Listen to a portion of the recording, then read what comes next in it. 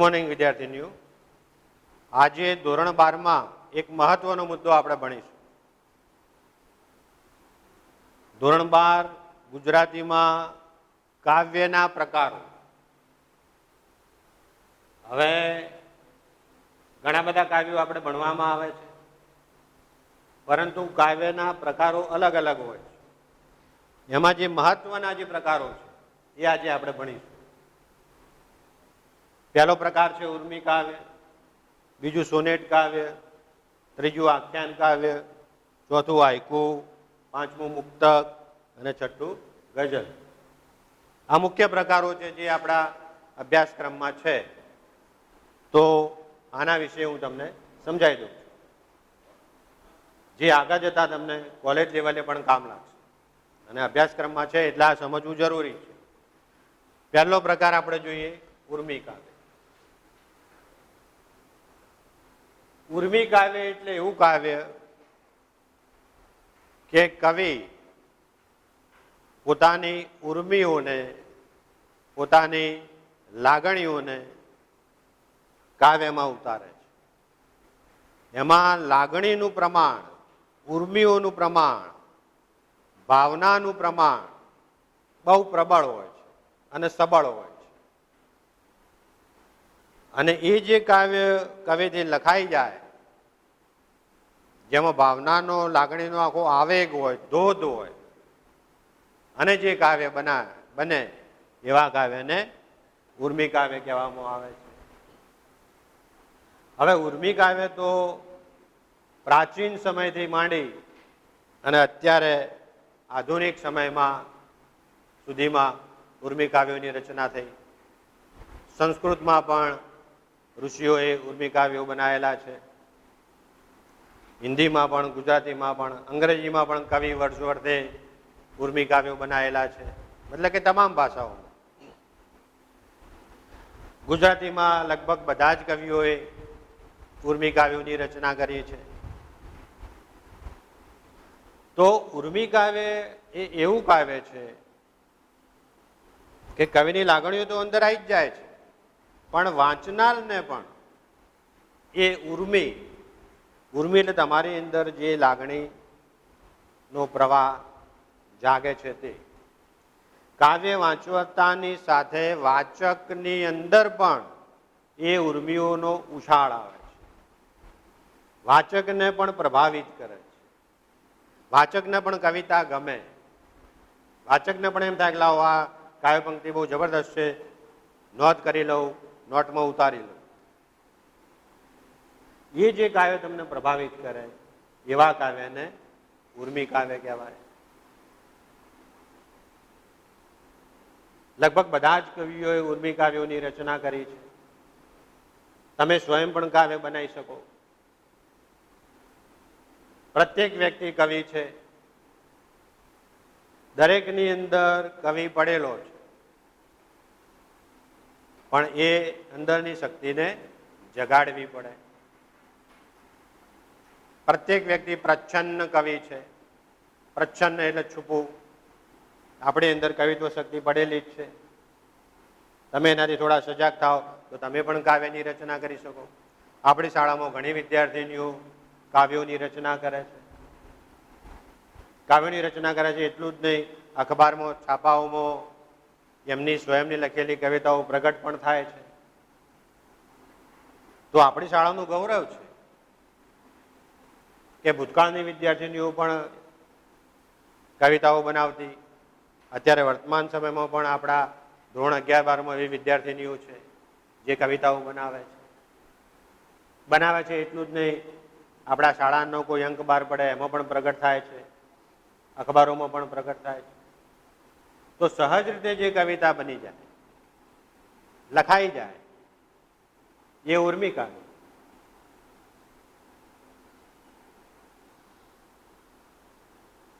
તો ઉર્મી કાવ્ય તમે સમજી ગયા છો. લગભગ ભણવામાં 8 થી 12 ની અંદર ઉર્મી કાવ્યો જ આવે છે. હવે બીજો પ્રકાર આપણે જોઈએ કાવ્યનો. બીજો છે સોનેટ કાવ્ય. સોનેટ કાવ્યમાં વિદ્યાર્થીનીઓ એક નિયમ છે. ઉર્મી કાવ્યમાં કોઈ નિયમ નથી. ગમે એટલું પંક્તિનું હોઈ શકે, ટૂંકું હોઈ શકે, લાંબુ હોઈ શકે. પણ સોનેટમાં નિયમ છે કે કાવ્યની પંક્તિઓ કેટલી હોય?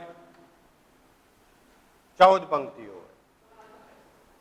સોનેટ કાવ્યમાં નિયમ જ છે કે 14 પંક્તિનું કાવ્ય હોય. કેટલી પંક્તિ? 14. હવે સોનેટમાં પણ કવિ પોતાની ઉર્મિઓ તો રજૂ કરે જ છે, લાગણીઓ તો વ્યક્ત કરે જ છે. કારણ કે કોઈ પણ કવિ લાગણી કે ઉર્મી વગર કે ફિલિંગ્સ વગર કાવ્ય લખી જ ના શકે. એટલે ઉર્મી તો અંદર આવી જ જાય છે. પણ નિયમ છે કે 14 પંક્તિ હોવી જોઈએ. પહેલો નિયમ. સોનેટમાં બીજો નિયમ એ છે કે છેલ્લી 2 લીટી કાવ્યની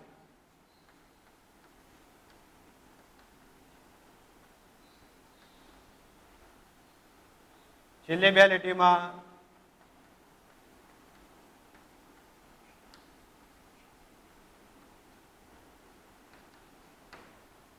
ચોટદાર રજૂઆત હોય. સોનેટમાં પહેલો નિયમ 14 લીટીનું કાવ્ય. બીજો નિયમ સોનેટની છેલ્લી 2 લીટી છે એ એટલી ચોટદાર હોય, એટલી ઇફેક્ટિવ હોય કે વાચકને એકદમ હલાવી દે, વાચકને એકદમ ઇફેક્ટ કરી દે. વાચક એકદમ અભિભૂત થઈ જાય કે વાહ શું કાવ્ય છે. વાચક ફિદા થઈ જાય. શરૂઆતની 12 પંક્તિમાં એ રીતની રજૂઆત હોય કે જાણે આમ ધીરે ધીરે પહાડ ચડતા હોય. પણ છેલ્લી લીટી એટલી બધી ઇફેક્ટિવ હોય કે તમને એવું લાગે કે તમને પહાડની ટોચ ઉપર જઈને મૂકી દીધા. અને એની ચોટદાર અસર છેલ્લી 2 લીટીની વાચકને એટલી અસર કરે કે વાચક પ્રભાવિત થઈ જાય. એને થાય જ કે વાહ શું કાવ્ય બનાવ્યું. એવા કાવ્યને સોનેટ કાવ્ય કહેવાય.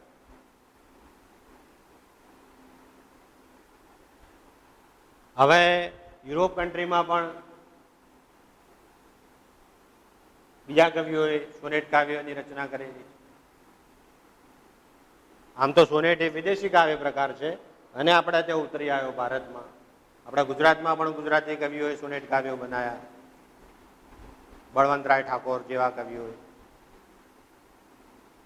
પણ એક શેક્સપિયર શાહી સોનેટ. શેક્સપિયર શાહી સોનેટ એટલે અંગ્રેજીમાં એક કવિ થઈ ગયો શેક્સપિયર.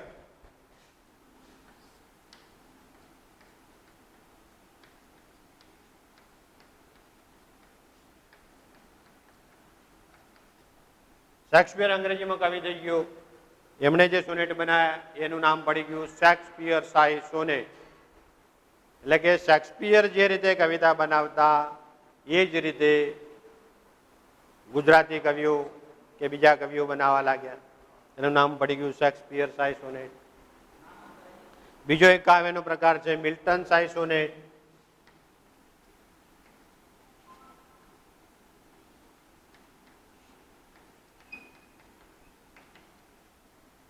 મિલ્ટન નામના એક કવિ થઈ ગયા યુરોપ કન્ટ્રીમાં. એ પણ મિલ્ટનની કવિતાઓ તો અંગ્રેજીમાં કોલેજોમાં પણ વિદ્યાર્થીઓને અભ્યાસક્રમમાં આવે છે.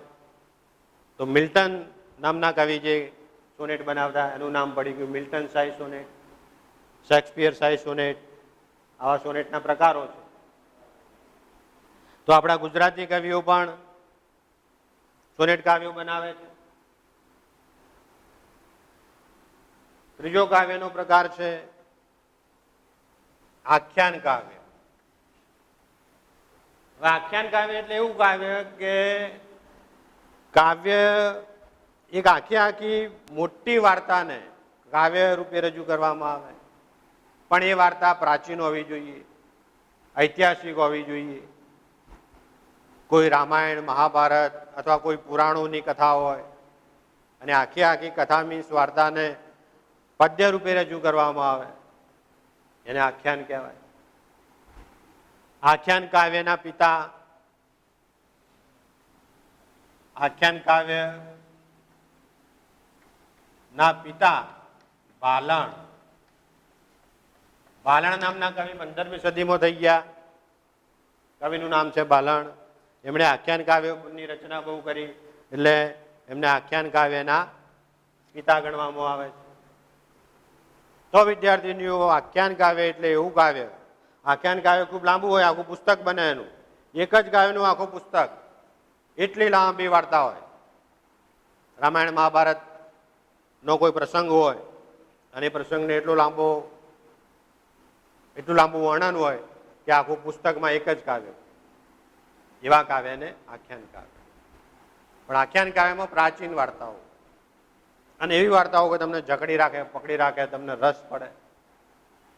પણ રજૂઆત કાવ્યમાં પણ હોય વાર્તા, પણ એને પદ્ય વાર્તા પણ કહી શકાય.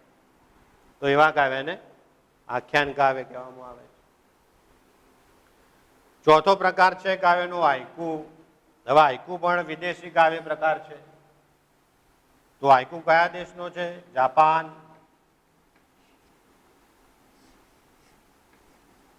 જાપાન દેશનો કાવ્ય પ્રકાર છે. અને એના આધારે ભારતમાં પણ હાઇકુ બનવા લાગ્યા. ઇવન ગુજરાતમાં પણ ગુજરાતી કવિઓએ હાઇકુ બનાવ્યા. હવે હાઇકુ એ બિલકુલ નાનકડું કાવ્ય હોય, શોર્ટ એન્ડ સ્વીટ. માત્ર પંક્તિ નહીં, પણ 17 અક્ષર જ કાવ્યમાં.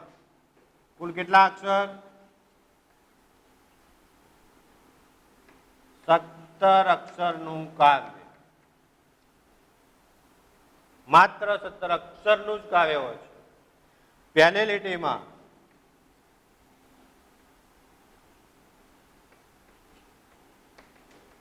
પહેલી પંક્તિમાં 5 અક્ષર, બીજી પંક્તિમાં 7 અક્ષર અને ત્રીજી પંક્તિમાં 5 અક્ષર. કુલ 17 અક્ષરનું કાવ્ય. કુલ 17 અક્ષરનું કાવ્ય. આવી ગયું? 17 અક્ષરનું કાવ્ય. પહેલી લીટીમાં 5 અક્ષર જ, બીજી લીટીમાં 7 અક્ષર, ત્રીજી લીટીમાં 5. કુલ 17 અક્ષરનું કાવ્ય.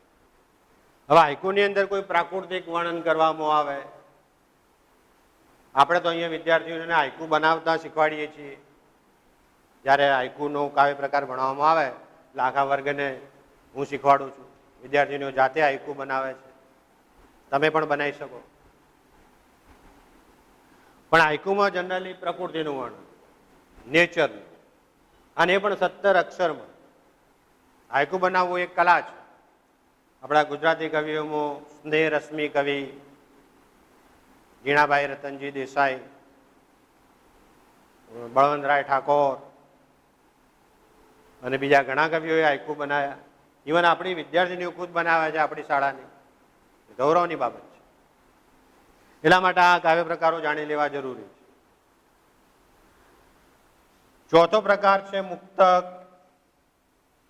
હવે મુક્તક શબ્દનો અર્થ થાય છે મોતી. આ શબ્દ સમજવા જેવો છે. મોતી જે દરિયામાંથી નીકળે છે, સમુદ્રમાંથી, અસલી મોતી. એક મોતીની કિંમત લાખો રૂપિયા હોય. આપણે બજારમાં જે મોતી મળે છે એ તો બધા પ્લાસ્ટિકના હોય છે, નકલી હોય છે. પણ અસલી મોતી જો તમને દરિયામાંથી નીકળેલું મળી જાય તો એની કિંમત લાખો રૂપિયા હોય, એક મોતીની કિંમત. તો કાવ્યનું નામ જ છે મુક્તક. મતલબ કે મોતી જેવું કાવ્ય, મતલબ કે મોતી જેવું કિંમતી કાવ્ય. કારણ કે એક મોતી લાખો રૂપિયાનું હોય, મતલબ કે લાખો રૂપિયાની કિંમત જેવું, એટલી ક્વોલિટી વાળું, એટલું સુંદર કાવ્ય હોય એને વિદ્યાર્થીઓને શું કહેવાય?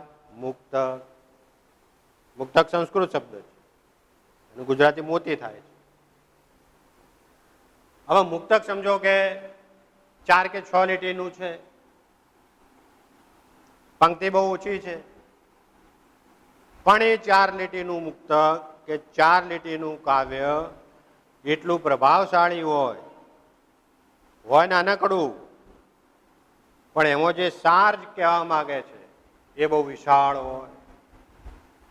સમજી લો કે ગાગરમાં સાગર, ગાગર નાનકડી માટલું, એમાં સાગરનું પાણી ભર્યું હોય તો આખો સાગર અંદર આવી ગયો, સમુદ્ર આવી ગયો. એવી રીતે કાવ્ય નાનું, પણ કાવ્યનો સાર અને કાવ્યની ક્વોલિટી એટલી વિશાળ હોય કે એમાંથી આપણને ઘણું બધું શીખવા મળે, પુષ્કળ જ્ઞાન મળે. એ 4 લીટીમાં એટલું બધું કહી દીધું હોય કે આખા જાડા પુસ્તકનો સાર એ 4 લીટીમાં આવી જાય. અથવા એવો કોઈ અંદર સુંદર ઉપદેશ આપેલો હોય, અથવા કોઈ એવું ગહન ઊંડું જ્ઞાન આપેલું હોય એ 4 લીટીમાં.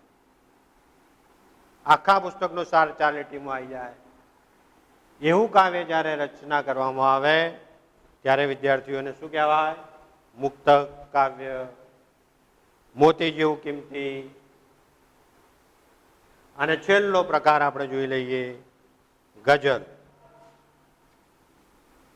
ગઝલ આપણે 11-12 બંનેમાં ધોરણમાં ભણવામાં આવે છે. હવે ગઝલ તો અરબસ્તાન રણ પ્રદેશમાંથી આવેલો કાવ્યનો પ્રકાર છે ભારતમાં. એ પણ વિદેશી જ કહેવાય. તો ભારતમાં ગઝલો લખાવા માંડી, ગવડાવવા માંડી, ગાવા માંડી, લોકો ગાય છે. ફિલ્મોમાં ગઝલો આવે છે. ઇવન આપણે ગુજરાતી કવિઓ પણ ગઝલો લખવા માંડ્યા, ગઝલો બનવા લાગી, ગવાવા લાગી. ગઝલમાં આપણને રસ પડે. હવે ગઝલની રચના કઈ રીતે થાય? તો ગઝલમાં 2-2 પંક્તિના શેર હોય. 2 પંક્તિનો શેર.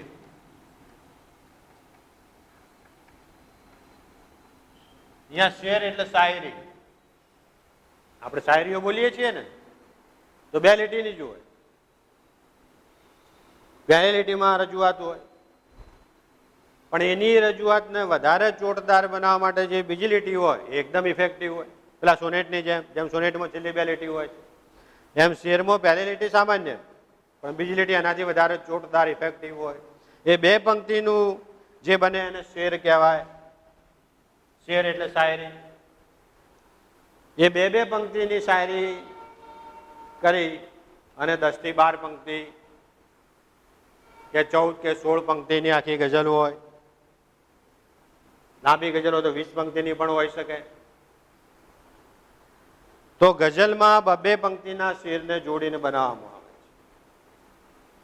પણ વિદ્યાર્થીનીઓ, ગઝલ 2 રીતની બને છે. એક તો ગઝલ એક જ વિષય ઉપર, એક જ વિષય પર આખી ગઝલ હોય, એક જ સબ્જેક્ટ લીધો હોય અને એક જ સબ્જેક્ટ ઉપર દાખલા તરીકે 10 શેર છે, કુલ 20 પંક્તિઓ થઈ, તો 20 પંક્તિઓ ગઝલની એક જ વિષય ઉપર હોય. વિષય ચેન્જ ના થાય, સબ્જેક્ટ ચેન્જ ના થાય, જે વિષય પસંદ કર્યો કવિએ. તો એક તો એ પ્રકારની ગઝલ બને છે. અને બીજો પ્રકાર ગઝલનો એ છે કે દરેક શેરમાં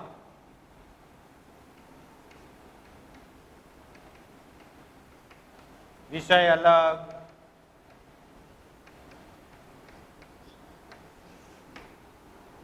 પહેલી 2 લીટીનો જે શેર છે એ અલગ વિષય ઉપર હોય. એ જ ગઝલમાં બીજી 2 લીટી આવી તો એનો વિષય બદલાઈ જાય, એના પછી બીજી 2 લીટી આવી એનો વિષય બદલાઈ જાય, એના પછી બીજી 2 લીટી આવી એનો વિષય બદલાઈ જાય. મતલબ કે આખી ગઝલમાં દર 2 લીટીએ વિષય બદલાઈ જાય. તો એ બીજી પ્રકારની ગઝલ છે. અને આ બંને પ્રકારની ગઝલો આપણા અભ્યાસક્રમમાં છે. તો એક આ વાત તમે સમજી લો ગઝલની. બીજી વાત, ગઝલ એ સાઉદી અરબસ્તાનનો કાવ્ય પ્રકાર હોવાથી એમાં અરબી અને ફારસી શબ્દોનો ઉપયોગ વધારે થાય છે. કયા શબ્દો? અરબી અને ફારસી. અરબી અને ફારસી શબ્દો, હિન્દી શબ્દો તો ખરા જ, પણ અરબી અને ફારસી શબ્દો ગઝલમાં બહુ આવે છે. એટલે એ શબ્દો તમને આવડતા હોય તો તમે શ્રેષ્ઠ ગઝલની રચના કરી શકો. એક આ મહત્વની વાત છે.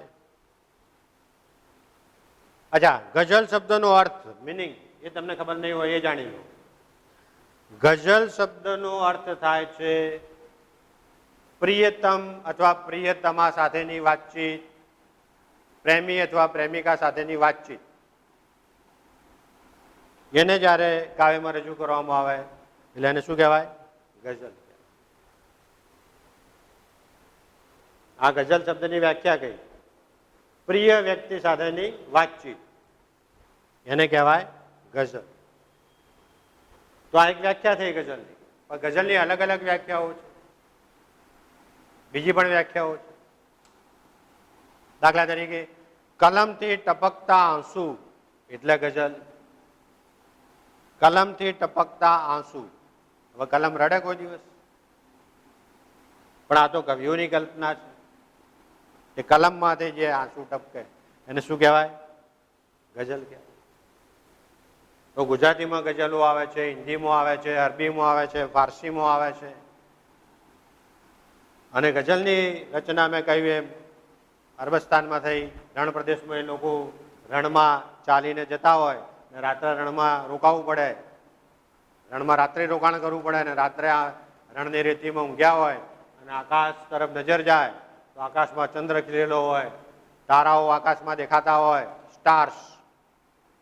અને રણમાંથી તમે આકાશને જુઓ એટલે આખું અદભુત દ્રશ્ય હોય. અને એ સમયે જે મુસાફર છે એને એની પ્રિય વ્યક્તિની યાદ આવી જાય છે. અને એ સમયે એનાથી શાયરી લખાઈ જાય, ગઝલ લખાઈ જાય.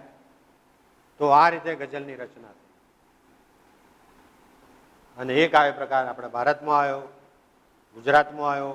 ગુજરાતીમાં ગઝલો બને છે, હિન્દીમાં બને છે, બધા વિશે.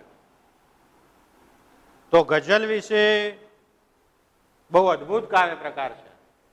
એટલા માટે આપણે અભ્યાસક્રમમાં આ ગઝલ પણ મૂકેલી છે.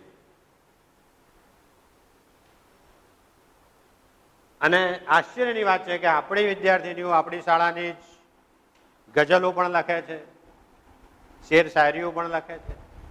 આપણી શાળા જેમ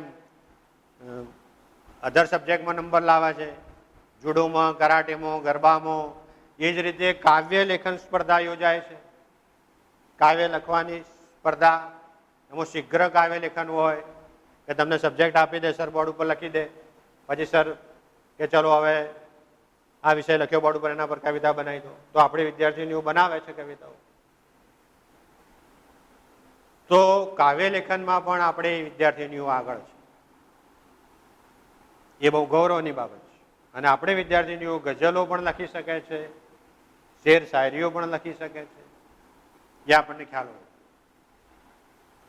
તો વિદ્યાર્થીનીઓ તમે સમજી ગયા છો કે મુખ્ય જે કાવ્યના પ્રકારો છે આપણે ધોરણ 11 અને 12માં જે ભણવામાં આવે છે એ મુખ્ય પ્રકારો મેં તમને હાઇલાઇટ આપી દીધું, મુખ્ય તમને સમજાવી દીધું. અને પછી તમને ઉર્મી કાવ્ય વિશે ખબર છે ને પછી ઉર્મી કાવ્ય ભણો તો ઓર મજા આવે. સોનેટ કાવ્ય કોને કહેવાય તમે સમજી લીધું, પછી એ કાવ્ય ભણો તો વધારે મજા આવે. એ જ રીતે આખ્યાન, હાઇકુ, મુક્તક અને ગઝલ એટલે શું એ તમને ખબર હોય. આજનું લેક્ચર આ તમે વિડીયોમાં જોશો અને પછી કોઈ ગઝલ હું તમને ભણાવીશ તો તમને એ વધારે મજા આવશે. કારણ કે ગઝલ એટલે શું તમે જાણી લો. તો વિદ્યાર્થીઓને હું આશા રાખું છું કે બધા જ કાવ્યના પ્રકારો 6 તમે સમજી લીધા હશે. અને આવતા નેક્સ્ટ લેક્ચરમાં આપણે આ કાવ્ય પ્રકારોના કાવ્યને ભણીશું. Thank you. આભાર.